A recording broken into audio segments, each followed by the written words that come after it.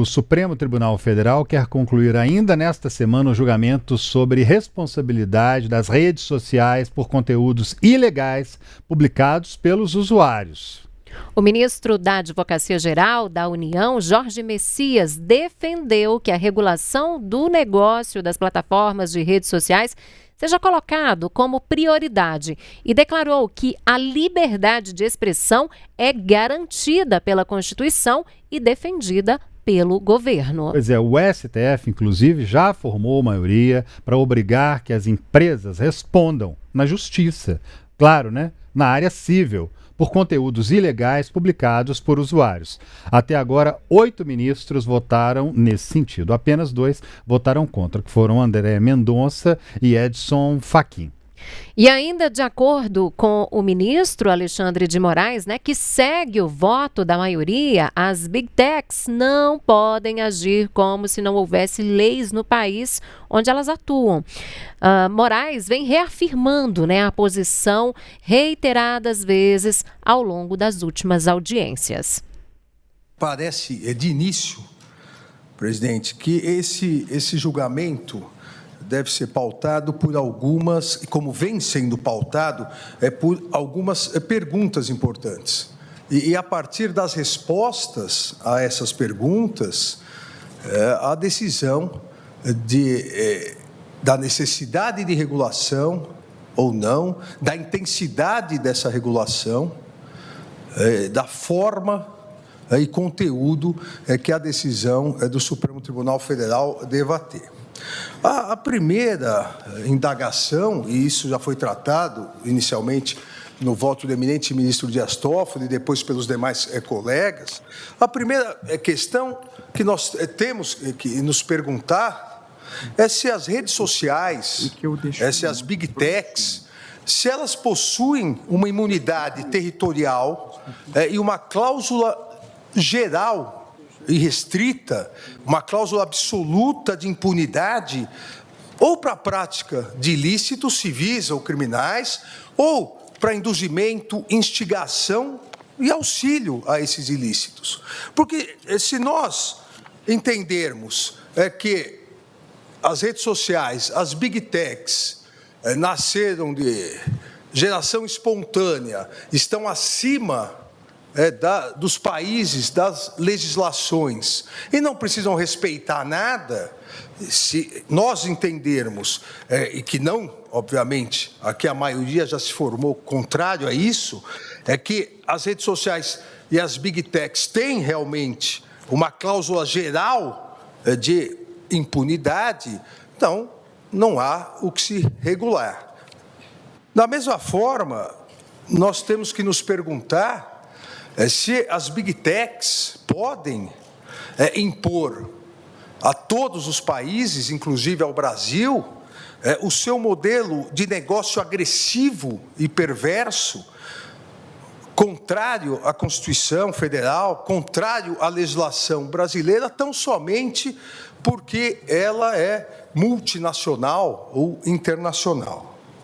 Também, presidente, ministros relatores, nós devemos nos indagar se as Big Techs devem ou não continuar a ter a sua responsabilidade civil equiparada a empresas de tecnologia, a meros depositários de notícias, artigos, vídeos, quando, na verdade, hoje já tem mais de década, as Big Techs são as empresas de mídia e publicidade que mais faturam com publicidade e mídia no mundo. No Senado, o tema também está em debate, com projetos como o PL das fake news e uma proposta que prevê campanhas de conscientização sobre os riscos do uso excessivo das redes sociais. O repórter Edio Ferreira Júnior está acompanhando tudo lá em Brasília e tem as atualizações para a gente, né, Edio? Já temos alguma novidade por aí? Boa noite para você.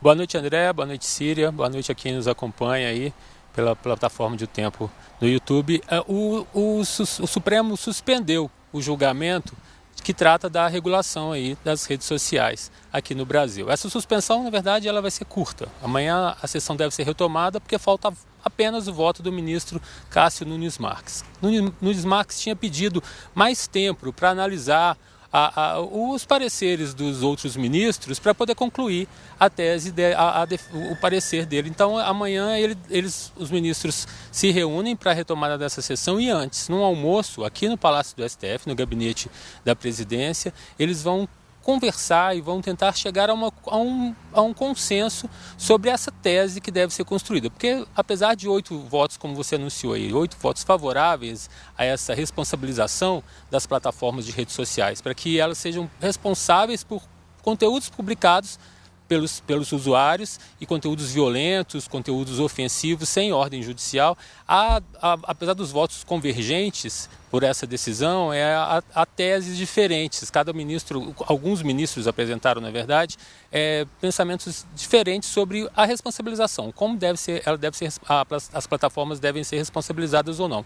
Então, amanhã, o ministro Luiz Roberto Barroso, que é o presidente aqui do Supremo, marcou um almoço, eles vão se reunir aqui nesse almoço, onde eles devem conversar para poder concluir essa tese, formar uma tese mais consensual aí, para apresentar durante a sessão que começa a partir das 14 horas aqui, que vai ser retomada com o voto do Cássio Nunes Marques. A gente tem 8 votos favoráveis, como você já disse, 2 votos contrários, mas ainda assim é preciso ter um consenso aí sobre as teses divergentes e o que pretende ser, né, pelo ministro Luiz Roberto Barroso, resolvido amanhã durante esse almoço. André?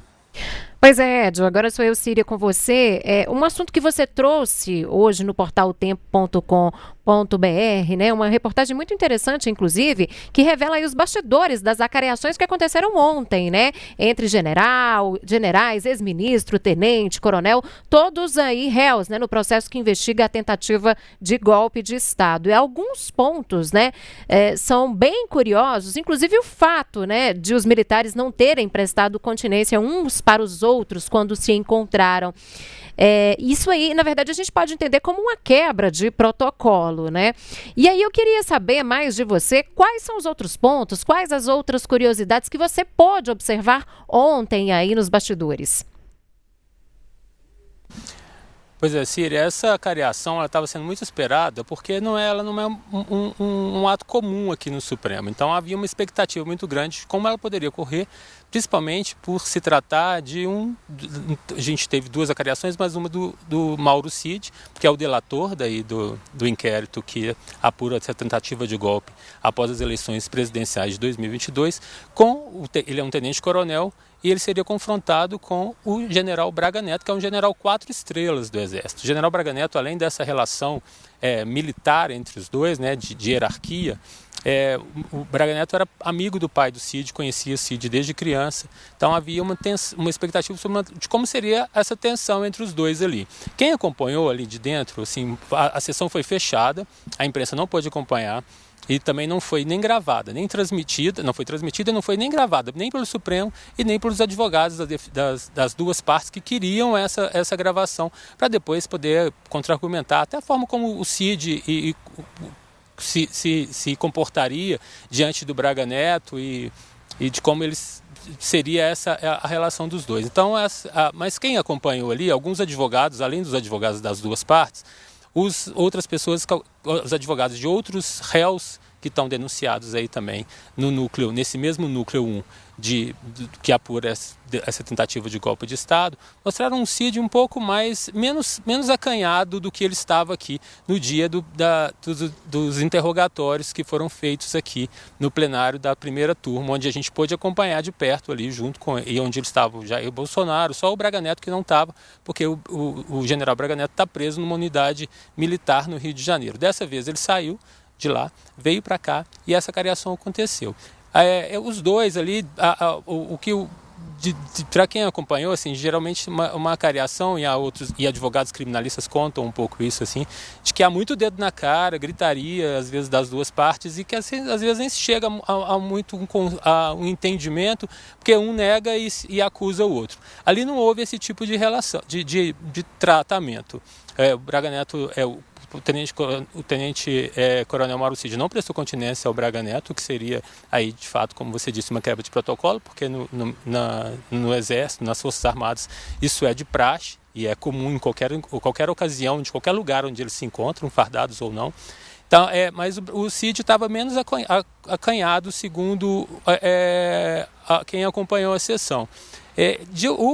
O José Luiz de Oliveira, que é o advogado do Braga Neto, que foi quem pediu essa acariação com o Cid e que tem contestado muito a delação do Cid, dizendo que ele era mentiroso, falou que o Braga Neto o chamou de mentiroso 2 vezes.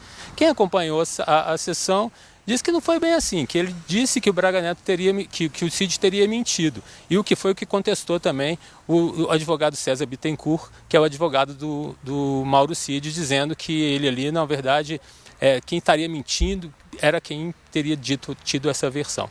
Então a sessão, a acariação até foi um pouco mais tranquila do que se esperava. Durou um pouco menos de 2 horas, 1h40, assim, que o previsto era 1 hora.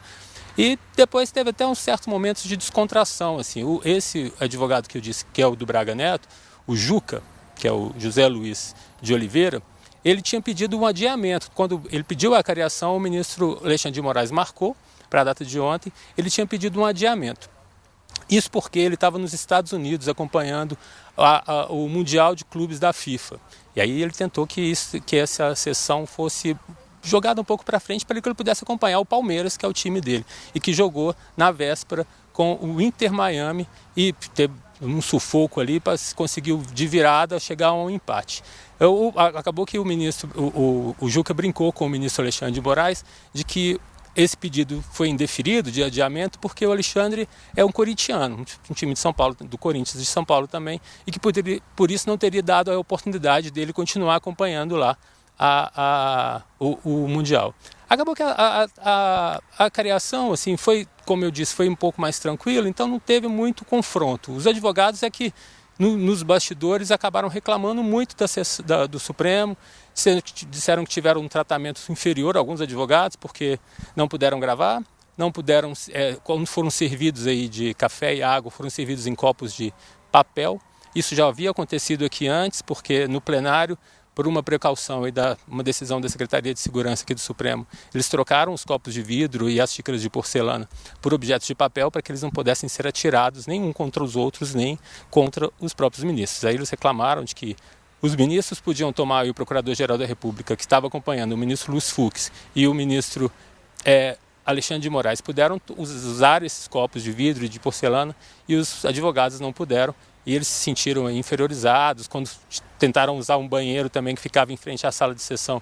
Não podiam usar aquele banheiro, porque o banheiro era reservado para os ministros, Luiz Fux e Alexandre de Moraes, e para o Procurador-Geral da República. Eles tiveram que dar uma grande volta para poder chegar num outro banheiro do andar. Então o clima ali ficou mais quente entre os advogados, que depois se contestaram aí sobre o que o Braga Neto teria dito para o Cid de mentiroso ou não, e sobre essas situações de tratamentos aí nessas castas aí dentro da advocacia e do judiciário.